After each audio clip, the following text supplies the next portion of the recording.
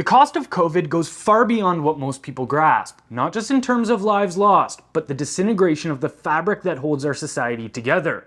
Both the American and Canadian governments admit they funded research to make viruses more lethal and transmissible, and guess what? One of those viruses escaped, robbing us of years of our lives, of birthdays, weddings, careers, nursing home visits, and funerals. Small businesses wiped out, cost of living through the roof, our civil liberties trampled. Not to mention, we were forced to take an experimental drug sold as safe and effective while millions of adverse effects were swept under the rug by public health officials. Censorship was the norm, and dissent was quite literally stomped out by actions that were later deemed unconstitutional by federal courts. But that's not where it ends. Pretending the last 4 years never happened and moving on with our lives isn't an option.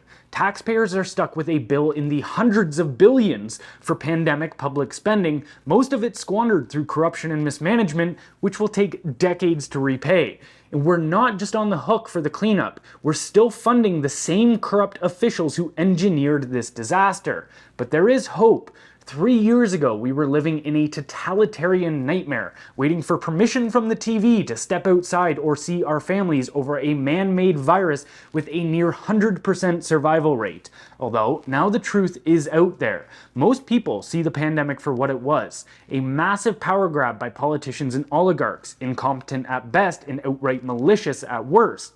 This page alone is proof. During the height of insanity, I had people actively attempting, and in many ways succeeding, to destroy my life. But fast forward to today, and this same page receives almost nothing but widespread support and agreement. The narrative has flipped. Cancel culture's dead, and those who chose ideology over merit, authority over liberty, and obedience over curiosity are now the minority. But here's the harsh truth. Ignorance isn't our biggest problem anymore. Apathy, indifference, hopelessness, these are the real dangers. If we see COVID for what it was but do nothing, if we surrender to despair, we're worse than the ignorant because we're letting this crime against humanity slip into oblivion without a fight.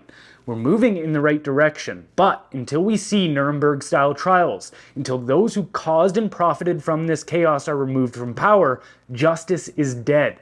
We can't let this go. We must hold the guilty accountable, or we're all complicit in the victory of tyranny.